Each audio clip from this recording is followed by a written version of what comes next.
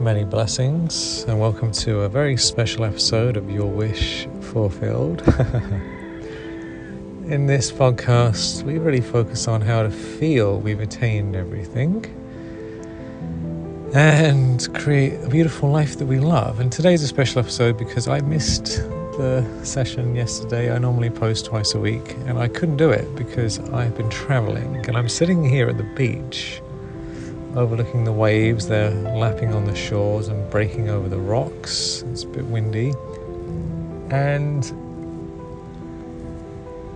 what I've noticed in today's session, we're talking about environment. Environment is way more powerful than we normally give it credit. Certain things are possible in certain environments that are not possible in other environments. Why did I not manage to record the podcast this week? Because I was traveling and the environment wasn't conducive. So I'm actually sitting here in the car looking right next to the ocean. It's about 15 feet in front of me is breaking ocean on the rocks and the sand. Sitting in the car because there's no way for me to record, right? And a manifestation journey, there are certain places and situations that lead to actions and thoughts that will create what we want, right? Remember, the manifestation journey is to first of all know what you want, then feel you've attained it, tune into the energy, come into alignment with that feeling, and then that leads to a transformation in your consciousness, which leads to changes in your life. And so we start with the vision, and then we gradually move into shifts in our physical life. And if your environment is cluttered or confusing or chaotic, and sometimes there's nothing you can do about that. Like if you're forced into a situation that you didn't intend and you have to put up with it, then fair enough. But most of us have so much control over our environment. We have way more options than we realize. And it's absolutely critical to realign your environment with that which is going to support you in creating what you want. So just tune into this for a moment. What do you want? What is the ideal experience that you wish to create? And let's just take a moment to feel that as if you've already attained it right now. So you are in this wonderful space and you're feeling very relaxed. You feel you've attained everything.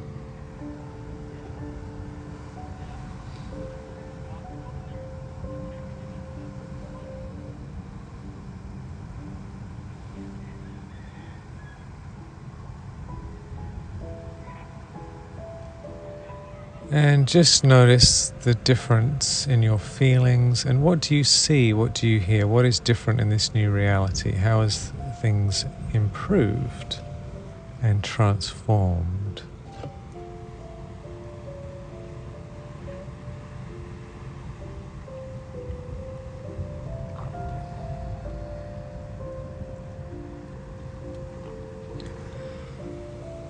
Just tuning into what you want brings up such good feelings, doesn't it? Just because then you can feel good now without actually anything else having changed.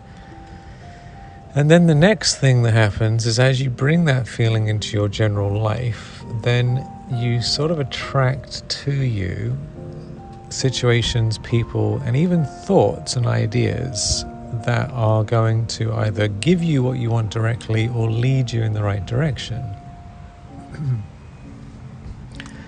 Sometimes it's a one-step system, but normally it isn't one step, it's multiple steps. And so you're kind of moving towards something step by step.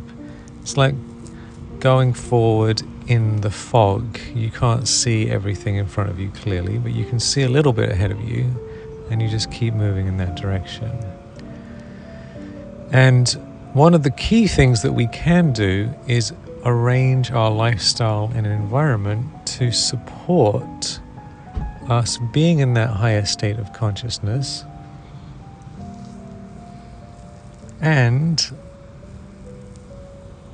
being able to do the things that we want to do. It sounds so simple, it is simple, but it's not really about having stuff that we actually want. It's about having a feeling and having an experience. And I will tell you, because I've been here in Kauai for a couple months now, right? I used to live here. It's a beautiful place in the world. Just seeing beautiful things, going up the canyon, swimming in this pristine beaches and all this stuff. It sounds great, right? It sounds great. But when you've done it and you've done it again and you've done it again, I still love it. Like swimming in the ocean is magical, and swimming with dolphins, swimming with, just looking at the mountains. I still love it, right? I'm not complaining about it. I'm not saying it doesn't mean anything. But after a while, it's like, okay, I've done that. What really nourishes me, and this is not just me, this is most of us, what really nourishes our hearts is being of service, is being productive, is doing meaningful things that we enjoy. Because if I do something only for me, like if I go for a swim, right, and I'm saying, isn't this great, I'm enjoying swimming in the ocean. If it's just for me, then I get the benefit, which is fine, and then I can use the energy and the blessings of that experience to give back more, but it's not doing anything for anyone else. If you go for a swim with other people and you bring love and light to their life by being with them, then that's a kind of added bonus. That's why it's nice to do things together.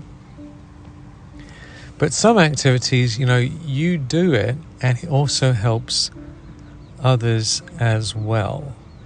And this is the ideal experience in life, is that you do something that you feel personally uplifted from, and simultaneously other people are blessed. This is like a magic secret to life. If you are doing that, then you have attained everything. A situation where you're enjoying yourself from an intrinsic motivation, that by doing it you're enjoying it, and at the same time there is benefit to others.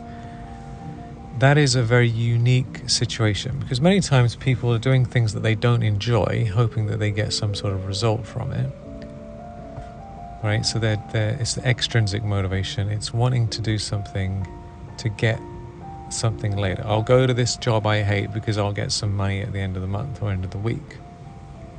I'll put up with these people because I might get something from something. That's extrinsic motivation. We're only doing it because of some outcome later on. Intrinsic motivation is where we enjoy the process. Like, I actually enjoy sitting here talking to you about these things. This is intrinsically motivating. I like writing. I like being of service. So if I'm doing something that I like and you also like listening to this, then that's great, isn't it? Right? It's a win-win. And we want our life to be based on that. Dharma is where we're fulfilling our duty, and that is serving others at the same time. If everyone in the world was actually living their dharma, then we would be living in paradise. We'd be living on heaven on earth. But people are not living their dharma, most people, so that's why we end up with all these disturbed people who end up causing problems and getting upset and needing things to help them because they're upset. So there's so many knock-on negative consequences of being out of alignment with ourselves. And on scale, so we have a scaled problem, not just a few people, billions of people living out of alignment, and now look what's happened. We're on the brink of all sorts of chaos and disasters and wars and everything else. So we can't change all of the details of everything else in the world, but we can say I need to live in alignment. I can choose to live in alignment with my heart, with my soul, with my life. And I can create an environment where I'm able to do the things and think the thoughts that are supportive of my intrinsic motivation, which brings you into a shift in consciousness, a shift in your feeling state. And then you actually realize that you are living your manifestation dream in some form right now. Because surely it's better to feel that you've already attained everything and you're living at least part of your ideal life now, rather than say, oh, only when I have $57 million and I have this private jet and the 4 houses in these 4 cool different places and blah, blah, blah, then I'll finally enjoy myself. Then I can read a book. Then I can do a podcast. Then I can, because I work with so many clients and I hear this again and again and again. Once I get this and that and this and that and this and that and all these things, then finally I'll be able to do my podcast. I'm like, you've got to be joking. I mean, come on. I have to call people out. I call them out and say, look, let's just get it started. Like, what are you doing? And sometimes people need that little bit of tough love from the, it's like motherly love. I'm just like, look, let's just get on with it. And of course there's perfect timing, but perfect timing isn't 20 years in the future. You could do these things like in the next month or even in the next week or the next couple months in some way. So how can you align and arrange your environment and your lifestyle so you can have some of what you want in some form now? Because it reduces all that restless energy. There's so much restlessness that comes up within us when we're not living in alignment with ourselves, and we're saying later, later, later, later, later, and we're just basically putting off our joy. So I'm actually looking forward to leaving the island and going back to my house, which is super minimal and designed exactly the way I want it. I mean, I could get a place here, but I actually find the environment of Hawaii, as much as it's lovely for going to the beach, it's not conducive for high-level thinking and work. It's too humid, it's too relaxed, it's a tourist place, super slack, middle of nowhere. It doesn't have that charge that is good for like getting stuff done. So even though I could live here easily, right, and just wander around and go to the beach, this is not a good environment for me to live in. It's fine for me to come here part of the year, but definitely not be my base, because the environment is, everyone's so slack. Oh, later. Oh, it's kind of like, it's just such a strange place. When you come to these places, they sound nice, they look nice on posters. It's fine to come here for a couple of weeks to sit on the beach and look at sightseeing, beautiful things. But then after a while, you're like, I've got stuff to do. I can't function properly. So I'm stoked to get on a plane and get back to the game. I look forward to coming back, but it's not a good environment for me to be living in. I can't even do these. I can't record easily. Like, there's always some sort of challenge somewhere. And it doesn't matter where you are, and it doesn't matter how nice the house is, you're still surrounded by the atmosphere. So sometimes what we want is not what we think we want, And my challenge to you, my invitation to you, if you like, is to think, what do you want and how can you align your environment so that you can experience some of that now in your life.